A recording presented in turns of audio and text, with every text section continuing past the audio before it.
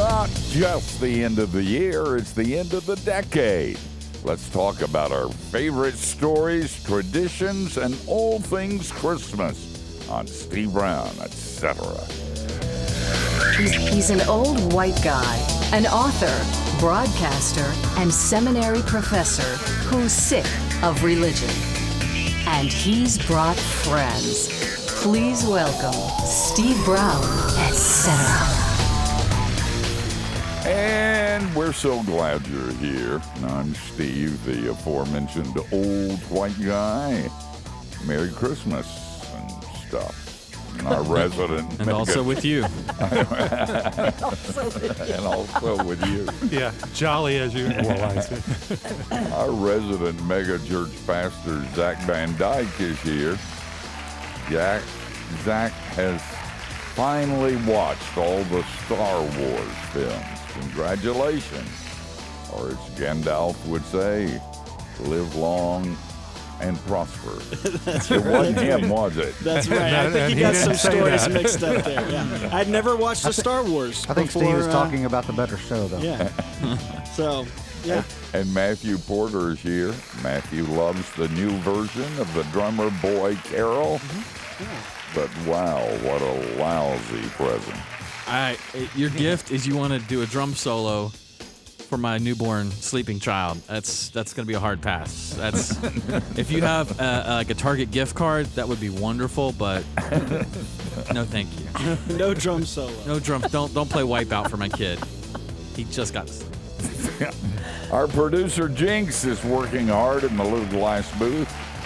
All Jinx wants for Christmas is a nap. Yeah. I asked for that too. Going on 3 hours right now. You will have earned your nervous breakdown. I've had two. As soon as Christmas is over. Two naps or two nervous breakdown? Oh, wow. Nobody likes a bragger. Our video director, John Myers, is in the tech bunker. Oh, man. I saw John's Christmas light show he set up in his front yard. How good is it? Well, insert snippet here. It's wow. But let me tell you something. Even his Muslim neighbors like it. Wow. And he was relieved. I wish I could have John tell that story. It's so good. He said he wasn't worried about most of it. And by the way, it's an amazing display. It's beautiful. And he even runs it on an FM radio station and matches with the music that he created. And for which he's going to jail. but he said he was worried about his Muslim neighbors, and he said when he put it up and turned it on, that they all came out on the front porch and said, "That is so cool." Wow. So that was a relief. George is here, Dr. Bingham. He dreams of being... He dreams of being in the black. Men in black. Yeah, right. Matthew, I hope you kept the receipt for that joke. I do too. Because only you staff of it.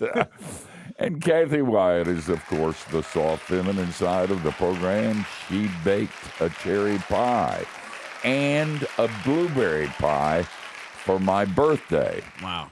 Now that's how to celebrate turning 35. What anniversary is turning 35? It's a big lie is what it is. Well, I thought no it's respect. like the 44th anniversary of turning 35. Okay. A little bit older than that, but sheesh. I can still eat my load of cherry and blueberry pie. We know you're still a child. Still a child at heart in a very old body. Well, it's Christmas. Everybody, I have a friend. I got to go get the tree. Who said, "Are you prepared for Christmas?" A friend said to him, and he said, "Nobody ever asked me that question." And he said it requires a religious answer. And so he gave him one. So let's try to be as religious as possible as we can at Christmas. What's your best memory, Matthew, of Christmas? Gosh, I remember what we used to do is we would open one present on Christmas Eve, and so that was All the cool kids did that. is that the cool kids? I did it. Just Yep. one, Yep. and then And you had to pick the right one because sometimes Yeah. you picked a Socks. Man. Yeah. and I remember one time my somehow came up between me and my middle brother about. He said, I said, you won't tell me what the present is because he knew it was the one from him, and he goes, I will tell you. I'm like, you better not. And he straight up told me what the little model airplane, and sure enough, opened it, and I was very upset because I really love surprises. But timing. He ruined it for you. Yeah. But Is that why you're so cynical? that's where it all turned. It started right that's on Christmas. My distrust of humankind. It all It's the evaporated. Isn't that funny that so many of us had that, where you had one on Christmas Eve and that was it? You know, the You other were a cool kid too? Yeah, the other day we went to the singing Christmas trees at First Baptist Orlando, which of course is a wonderful production. And the senior pastor there, David Youth, was doing the little talk at the end, and he mentioned that in his house where he grew up as a kid, it was like everybody down the stairs at the same time and dive bomb under the tree. Everybody ripping everything open all at once. Then he met his wife, and he went home with her for the first Christmas when they were engaged, before they were married. And in their house, it was one gift at a time. Everybody waits and watches while this person unwraps their gift. Then you go to the next person and the next person, and the next one. And he said it drove him nuts. He said it took like 3+ hours or something like that. I forget exactly what he said to get them all open. And I'm sitting there thinking, that's what we did. You had to corral the children. I mean, in a neck hold to keep them from going and getting them, because you had to wait, because you had to see what everybody else got. Who cares what everybody else got? What's your best Christmas memory? All of those. What Yeah, you looking just back on them, I was sitting there, and all of us just like trying to get there and knowing that we were not going to be allowed till it was our turn. But it made it last forever. It was so fun. Well, there were only two of us, so it didn't take forever when we did it. George, you got a Christmas memory?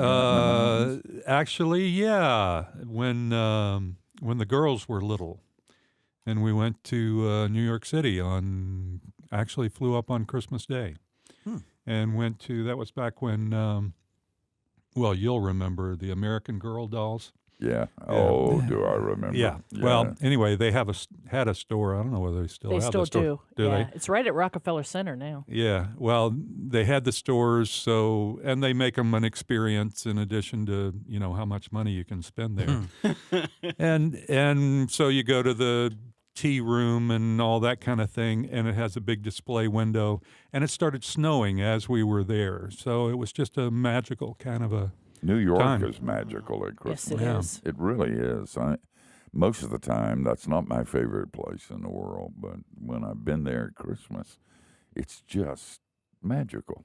There's Yeah. no other way to describe it. Speaking of light displays, you Yeah. should see the one at man. Saks Fifth Avenue, the whole It's a whole block. is- building, yeah. It's really something. I heard you talking about that yesterday. Well, and then, of course, there's that you get to go to the Nutcracker. We all know how much you love going to the Nutcracker. Oh man, my daughter is in the Nutcracker right now, and she's in it for 3 minutes, and that sucker is about 2.5 hours long. Oh wow! And so Sit in the back. yeah. I've never seen Seeing them that. once is great, but when you're on your third or fourth time, Can we DVR this or? I've never seen the Nutcracker. I've gone to the theater several times, but I fall asleep, man. You can just watch so much of that, and then you think, good heaven, this Jesus is going to come back, or breakfast, whichever comes first. Zach, what's your favorite memory? I think I had a Christmas gift that was like 15 years in the making. When I was in college, I knew that one day I would have children, at least I hoped, and be married.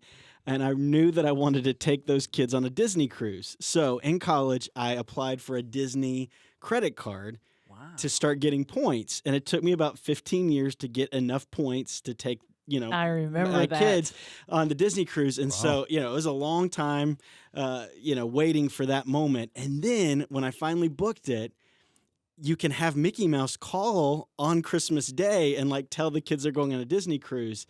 And he called, and I put on speakerphone, but none of the kids could understand what he was saying. And it was like this moment that I had been 15 years in the making. And then I had to say, like, after trying to get the kids to, I was like, all right, guys, we're going on a Disney cruise. You just ruined the moment. Like, you wouldn't be quiet enough to hear Mickey tell you this. Yeah. So. 15 years of irresponsible spending took me to get. You put all the ab rollers on that card. That's ab rollers, steam buggy, all of that. Which one of the girls took? Was it? It was when we only had 3 at the time. Oh, when that's we right. So went. Alice had Alice, all yeah. of I was her wondering if the princess, kids are gonna outrun all the of her points. princess costumes. Alice did not pack any regular clothes. She only took princess dresses for the whole cruise. So All right. yeah, it was fun. I loved That's it. It was a awesome. good experience. I went on a Disney cruise. I know you did. I wanted you to invite me to go along, Steve. Went with the grandchildren, and they were fun. Disney Did you wear cruise princess dresses? was kind of like Dante's level of hell. I just tell you, every time you sit down, some kind of character would sit beside you, scare the spit out of you. Sort of like around this table, huh? And they wouldn't let me smoke, man, so I just got drunk. You can do that, guys. We're going to come back and talk more about Christmas. We may even mention Jesus before this thing is over. And maybe I'll get the Christmas spirit. You never know.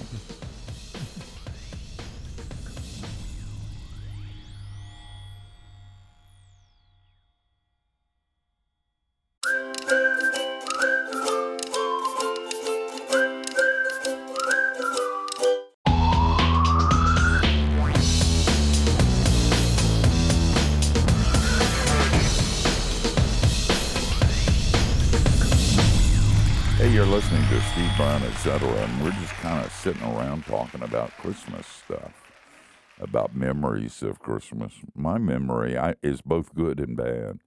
The good memory was all when I was growing up, I wanted a BB gun. And finally, Santa brought me a BB gun.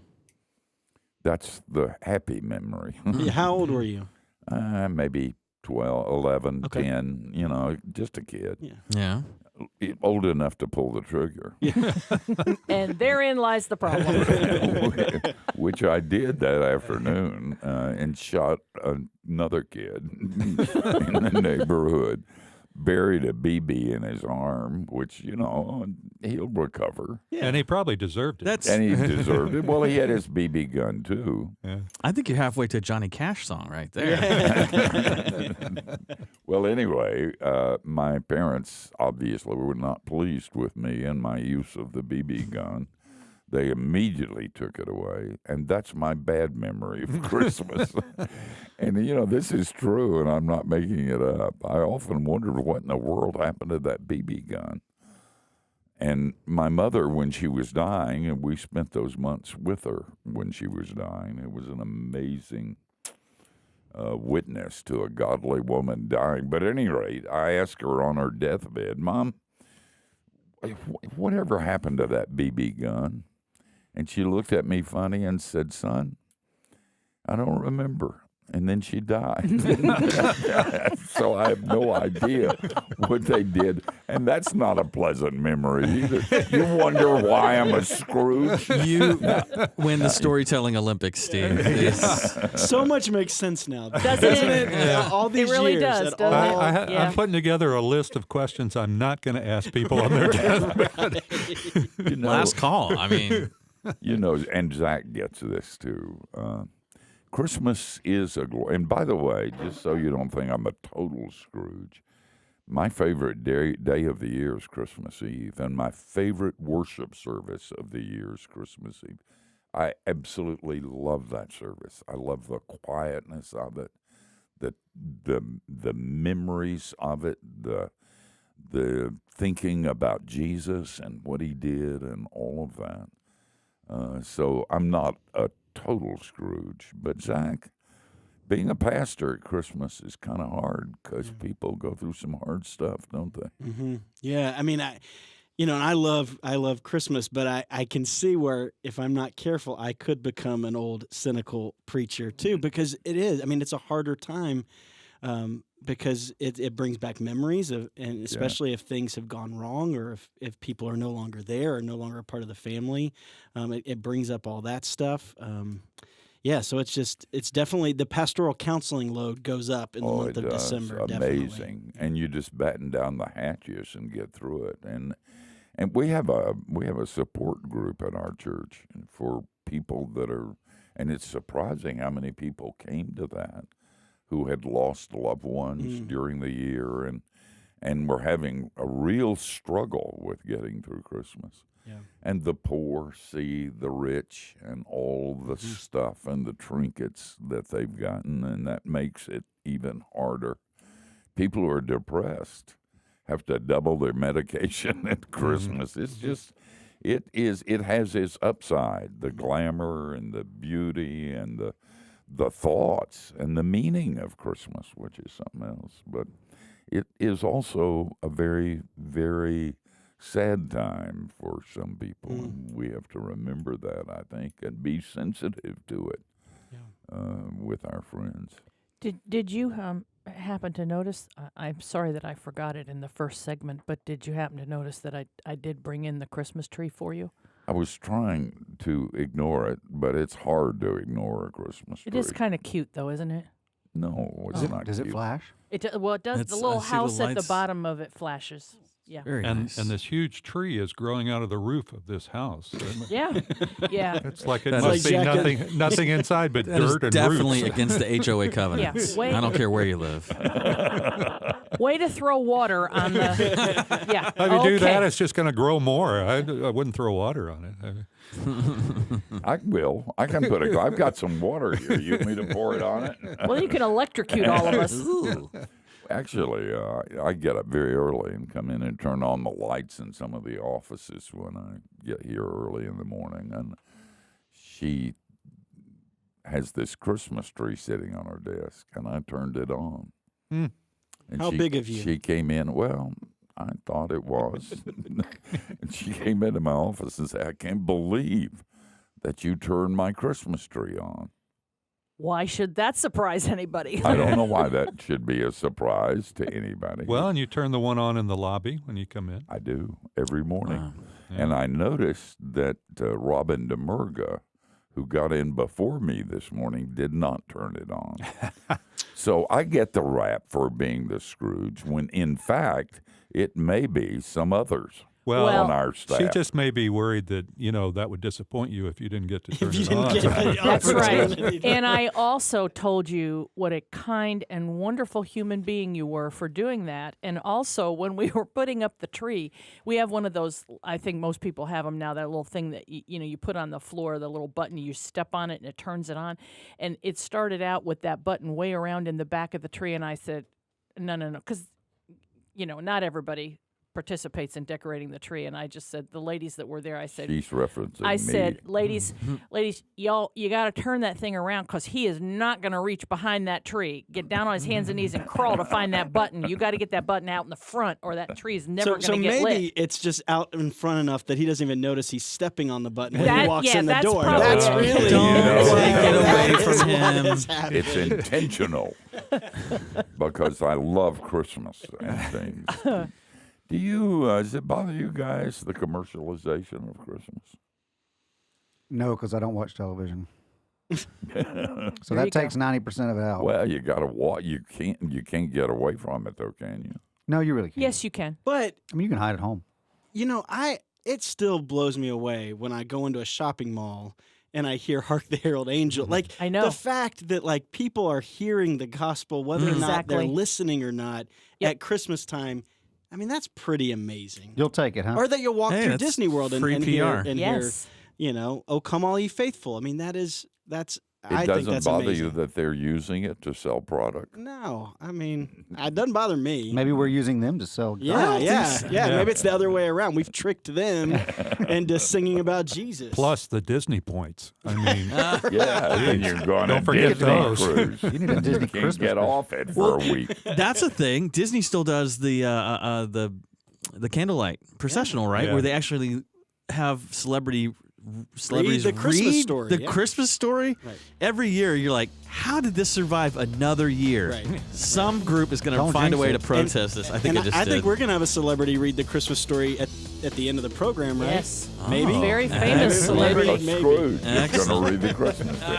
He got tricked into it the way we trick pagans into playing Christmas music at department stores at Christmas. I don't even mind commercialization, man. You ought to have a little bit of empathy and compassion for the sellers of trinkets. You know, they have to feed their family. You know, they make the big deal at Christmas, so we ought to pray they sell more at Christmas. We'll have some more insights on Christmas when we return.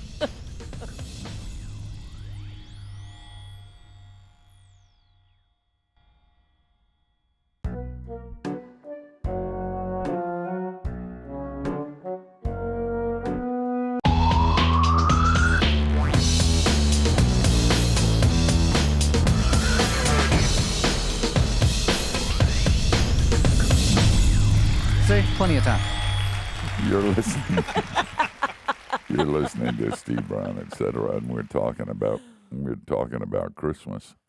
We were looking for Christmas music in the control room, and Jinx says still are. that somebody stole it.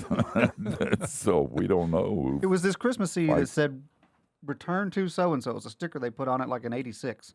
In 86. And we never got it back to And him. there- we're going to return it. We just got to figure out who It that must person be an was. 8-track tape or something. What was that thing about the reindeer, the grandmother? Oh, That well, might be copyrighted. just- We'll have to see if that one. Yeah, Grandma got run over by a reindeer. We were at we do a grief share thing every other Thursday night with our family, and so they had a big Christmas party, and they're playing music, and it's great. And on all through the speakers system comes Grandma got run over by a reindeer about a tragic death of a loved one at a grief share Christmas party. Oh, So great. church people, we try. Yeah, Try so hard. that's like being in the hospital for a procedure, getting ready to have a procedure done, and they say, "Do you want to hear some music while you're waiting?" As they're getting ready to, whatever. So they put on the music, and it's Bob Dylan's "Knocking on Heaven's Door." Just the right amount of wrong. You know, we were talking before about the commercialization of Christmas.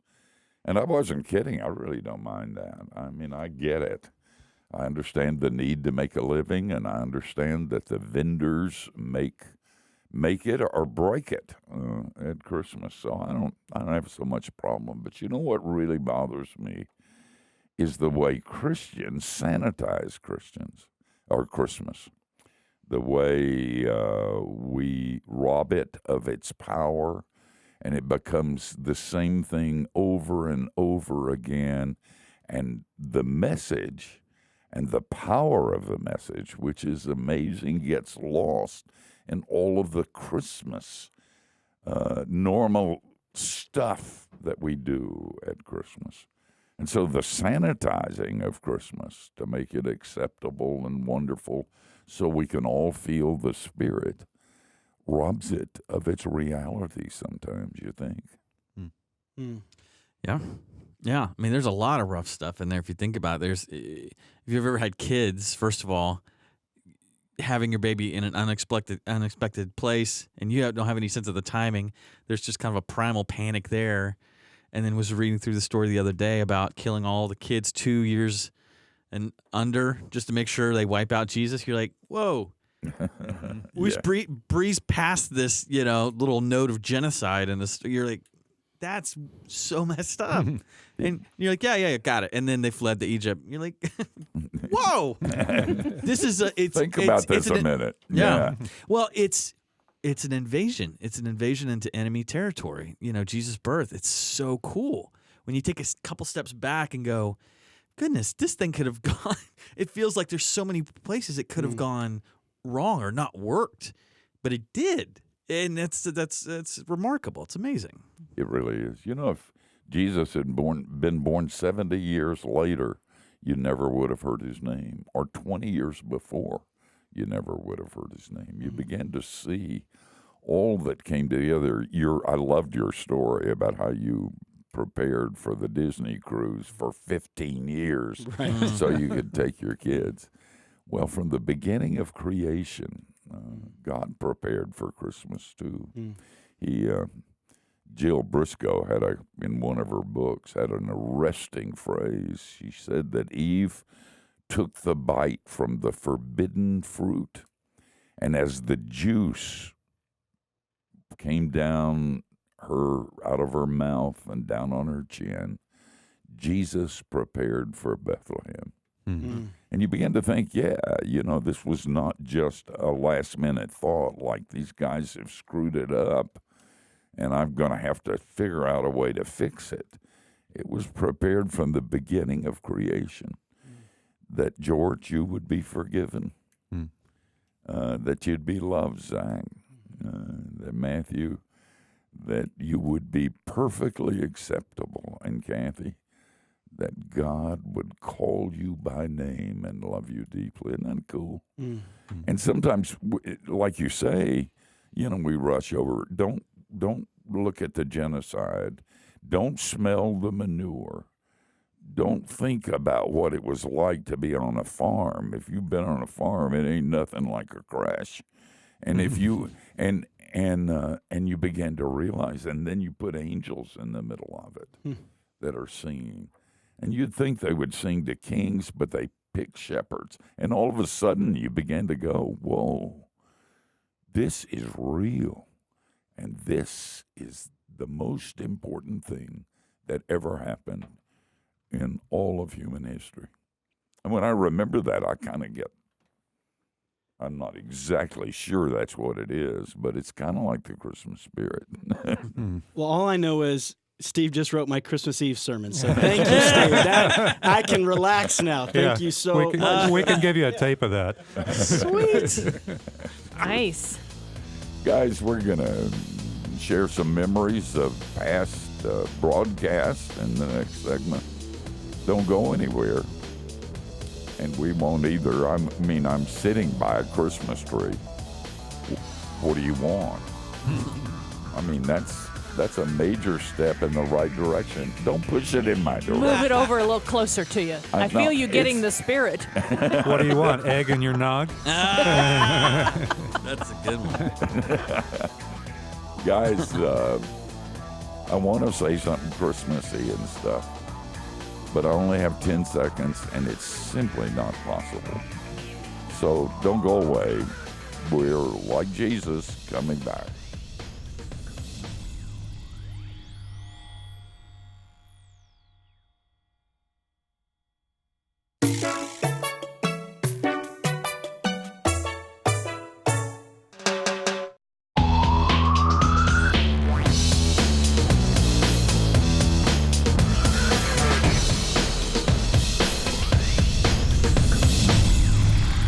Glad you hung around.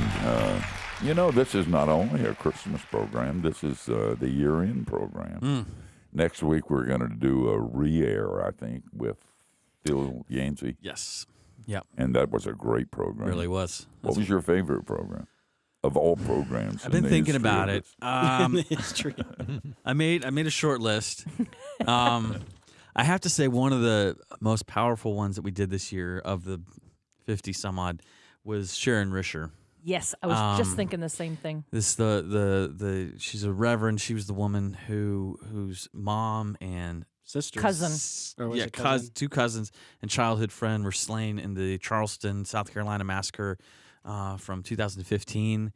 And, we've talked to various people about struggling to forgive. And I think, honestly, that's everybody on some level. But you hear her story and that process. Oh, it blows you away. And it wasn't quick. I mean, it was hard fought. And I've heard the phrase, the only change you can trust is slow change.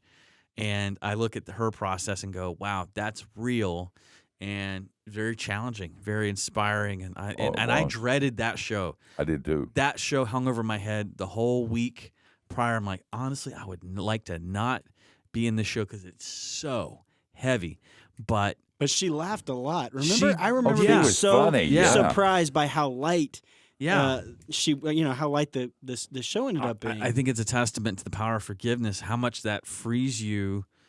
I don't know. It's a mystery. It's like we talked about, last week with Ruth Graham about forgiveness is a mystery. I mean, we have to show up, but the actual process, that's God's domain. That was a great program. Now that I think about it, you, Zach? Yeah, I mean, I think we had some awesome programs this past year, but since we're closing out the decade, I started kind of thinking back, and I will never forget the moment that Steve said to our guest, who was Mark Driscoll, "Mark, I think your panties are too tight." And so I think that was probably 7 years ago, but I have never forgotten it. That's a best of the decade kind of quote. Yeah. That's really moving, Zach.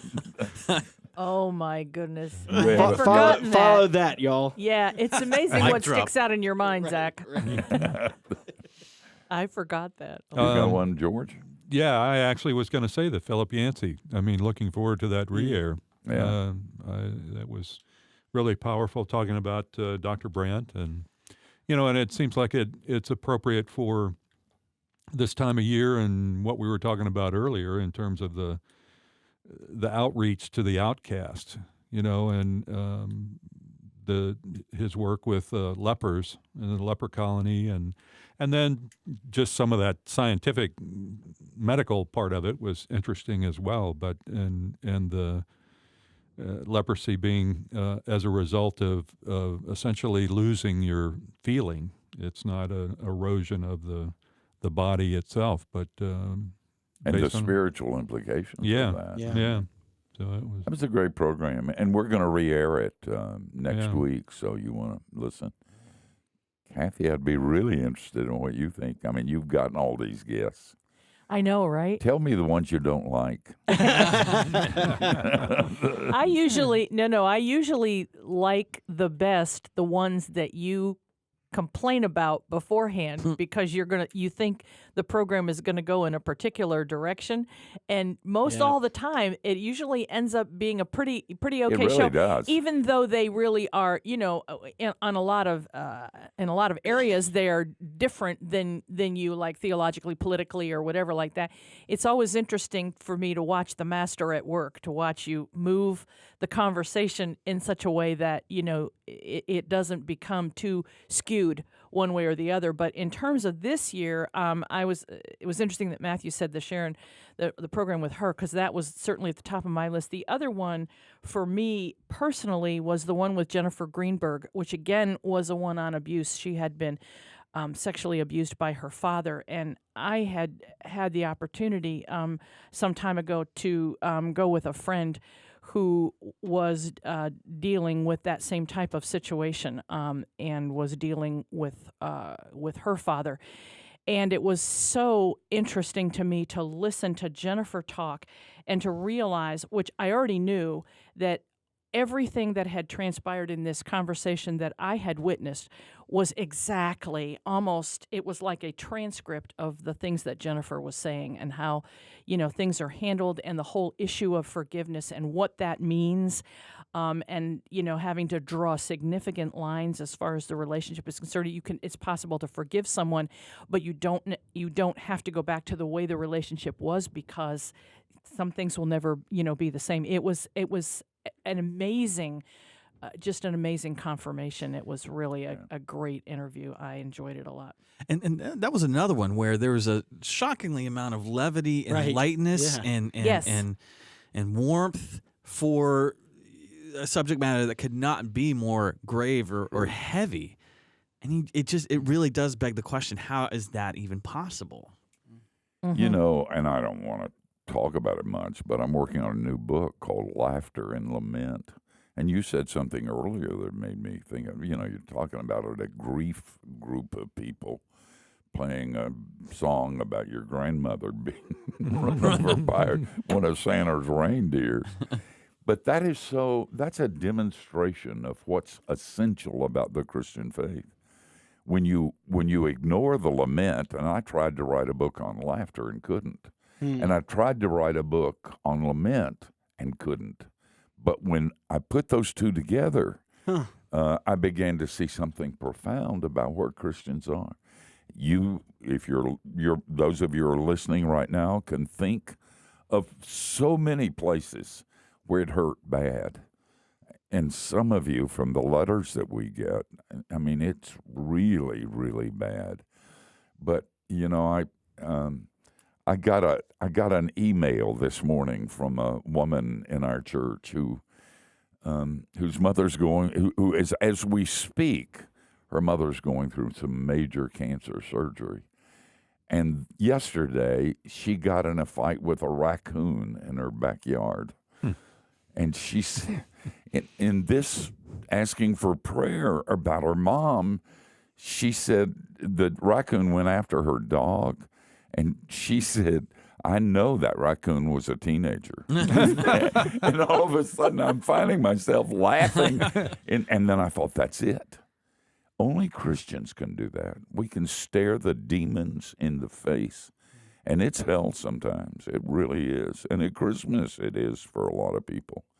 But at the same time, as this program, as you guys have pointed out, we laugh in the strangest places.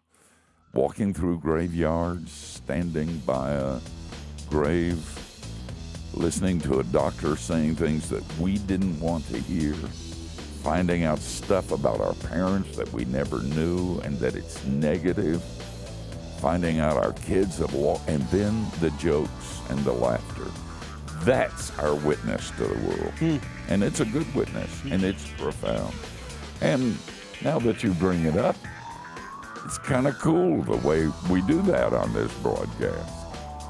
We don't avoid controversy, but most of the time, and I remember one program when we finally turned a guy off and said that's nonsense and sat around the table and laughed.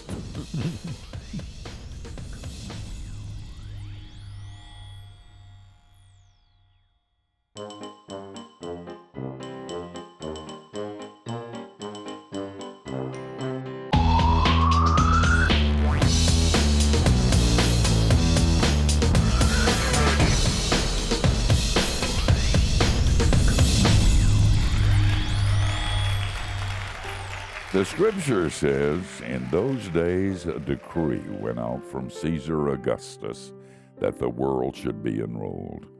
This was the first enrollment when Quirinius was governor of Syria. And all went to be enrolled, each to his own city. And Joseph also went up from Galilee, from the city of Nazareth to Judea, to the city of David, which is called Bethlehem, because he was of the house and the lineage of David, to be enrolled with Mary, his betrothed, who was with child. And while they were there, the time came for her to be delivered, and she gave birth to her firstborn son, and wrapped in swaddling cloths, and laid him in a manger, because there was no place for them in the inn. And in that region there were shepherds out in the field, keeping watch over their flock by night.